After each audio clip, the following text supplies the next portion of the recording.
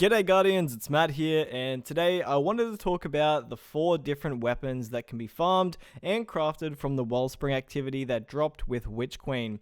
There was a lot of controversy about these weapons early on with how low their drop rates were on release and how long it was taking to acquire each red border to craft them.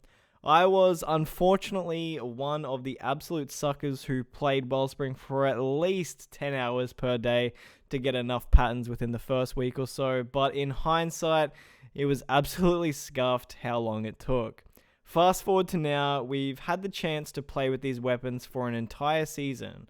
With Season of the Risen coming to a close, I figured this would be the perfect opportunity to discuss these weapons, the roles to craft, how they fit into the current meta, and how they fare against their counterparts within the same weapon archetype. Without further ado, let's look at the doo-doo one. I mean, Tarnation. Seriously though, it's rated horribly on LightGG. When I first saw this weapon, I was really excited because I was a huge fan of Blastber 2, which is similarly an arc heavy grenade launcher, but from Season of the Hunt. It had very similar perks, and it was new, so naturally I wanted to craft a good one. The thing with Tarnation though, is that it's a rapid fire frame. By design, this weapon archetype is for single boss DPS, but it can only roll with ad clearing perks, so essentially it does neither job very well. It's not optimal for dealing big damage, and it's not optimal for clearing ads. In fact, there's been plenty of times where a shot from Tarnation wouldn't even kill a yellow bar enemy. I think one of the main issues people have with Tarnation isn't so much about the gun itself, but the frustrations that come with rapid fire grenade launchers or just heavy grenade launchers in general. When you compare Tarnation to some of the other rapid-fire grenade launchers in the game, you can see last season's Canis Major at least rolled with Vorpal Weapon for that 10% damage increase on bosses, or Love and Death, which is still completely farmable from the Lectern on the Moon, which rolls with Full Court, increasing its damage up to 25%. But if we look at what we can craft onto Tarnation, sorting through popularity and what people are preferring on LightGG, the only damage perk available is actually just One for All, which is super counterintuitive to proc for boss damage because you'll be wasting ammo on presumably shooting ads. So this weapon unfortunately is a big swing and a miss, partly due to its perks, partly due to its weapon archetype. I don't think I've seen anyone enter a DPS conversation parading around that a rapid fire grenade launcher was perfect for any scenario, or that it was able to out damage anything inside of the current meta. I will say though, for all its downsides, it actually does feel kind of nice to use if you just feel like hurling some grenades around. If you're in one of those moods where you just want to shoot guns and you don't really care too much about anything else, then Tarnation can kind of do that. Now for Come to Pass. I was actually pretty skeptical of this weapon from the start. It's a 360 RPM high impact auto rifle, and historically, they haven't had much love or time in the spotlight. They are slow firing, and it's really hard to feel that high impact at all. Annoyingly, again, I wanted to like it, but once I unlocked the pattern for Sweet Sorrow, it was leaps and bounds better and just completely overshadowed it as an auto rifle. Although that is a given since Sweet Sorrow is a 720 RPM. Come to Pass kind of feels like a similar case to Tarnation, where Bungie have delivered us something shiny and new, but in a weapon archetype that is definitely underused and underutilized, but for a good reason, because they suck and there's plenty of other options. There's never been any content in the game where I've felt like I needed a high impact auto rifle, because even though they naturally have much higher range, in these particular scenarios I'm usually using a scout rifle to avoid the messy recoil pattern that comes from firing an auto rifle at something in the distance. If it's close range, well then an SMG is usually the play, or one of the faster firing auto rifles will do. But again, Come to Pass is automatically dismissed due to its weapon archetype, just like Tarnation. If you take a look at the perks for Come to Pass, they're fine, but nothing really stands out. You can see that most perks are generally in play here.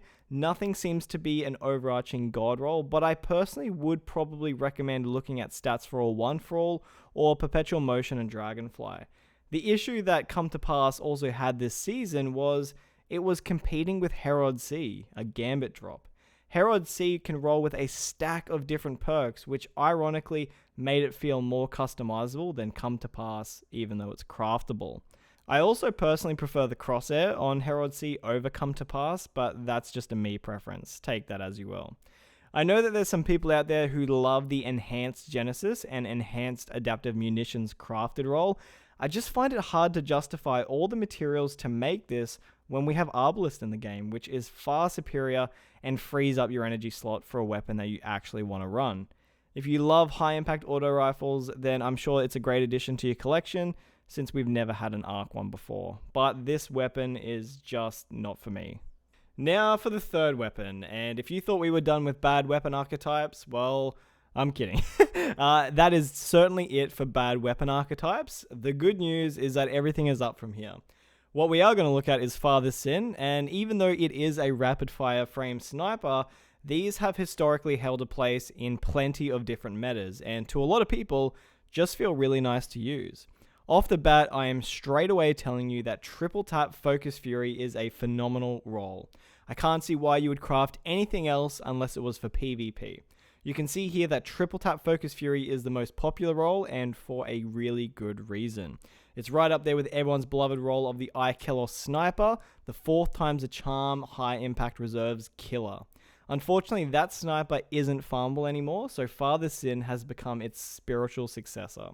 In terms of its purpose inside of the meta, rapid-fire frame snipers can do it all. They'll still dome red bars and yellow bars with a single headshot, but they're really intended to provide burst damage to a single target. What comes to mind is raid or dungeon bosses that have a short window of time to deal damage. Now, Farthest Sin won't put up as much damage as the current kings of our meta, the linear fusion rifles. Even without particle deconstruction, they are still very, very good. If you are someone who doesn't have a good Reed's Regret or a bait and switch Cataclysmic, then having this crafted Farthest Sin is honestly your next best option alongside Anarchy and Double Slugs. I love how Farthest Sin feels, I love its aesthetic, and even though it bounces like crazy if you're firing it as fast as you possibly can, its base reload speed is so good that it just rounds off as such a great weapon. Honestly, a perfect all-rounder for ad clearing and burst damage for bosses. On to our final Wellspring weapon, the Fel Taradiddle bow. Now this is probably my favourite weapon of the 4, it just has so much potential. First things first, let's address the rolls, because there's 2 here that are really good and they actually serve 2 completely different purposes. At a particular point, I was actually going to craft 2 of these because of this. You can see here that Archer's Tempo and Explosive Head is the most popular roll, but narrowly behind it is Archer's Tempo and the new perk, Successful Warm-Up. The Explosive Head roll is what I ended up crafting because Explosive Head is really good at dealing with champions. For overloads, that extra explosive damage is nice in keeping them stunned, and for anti-barriers, it helps break their shield a little bit faster. The extra splash damage is kinda nice as well when clearing ads. But Successful Warm-Up, man, what a great perk. This makes your bow's fire rate a lot faster, meaning you could probably be a successful ad clearer with this instead of always having to rely on our old faithful Trinity Ghoul. Now, Fel Taradiddle is a lightweight frame, and the other main contender in the kinetic slot is Whispering Slab. Unfortunately, Whispering Slab is no longer a world drop, but it can be farmed 1 in every 3 weeks through Dares of Eternity. While it's a fairly minor detail, Fel Taradiddle actually falls slightly behind Whispering Slab in its base stats for stability and accuracy. Although I think that's probably by design, because even though it's craftable, something's got to give, I guess. Whispering Slab can get Vorpal though, and since that's a 20% damage increase on primary ammo weapons, it is actually pretty lethal. Regardless, it doesn't take away from how good Fel Taradiddle is, and the fact that you can shape one exactly how you want versus hours upon hours of Dares of Eternity farming, I know which kinetic bow to grind for. To round everything off, do I think the Wellspring weapons are good? For the most part, not really. I think there's definitely a place in your vault for Farthest Sin and Fel Taradiddle. Those guys get the seal of approval. But until there is major sandbox changes, I just can't see how weapons like Tarnation or Come to Pass, or better yet, their archetypes, having any sort of place inside of the meta. You'd have to really enjoy using these weapons at a personal level to warrant their use. I love the aesthetic of all of these weapons though, and I love that Bungie has given a really fun activity to grind for these weapons. I hope they keep Wellspring active over the year of this expansion and maybe add a couple more weapons to craft throughout the seasons to come. That's everything from me, guys. I'll catch you in the next one. Take it easy, Guardians.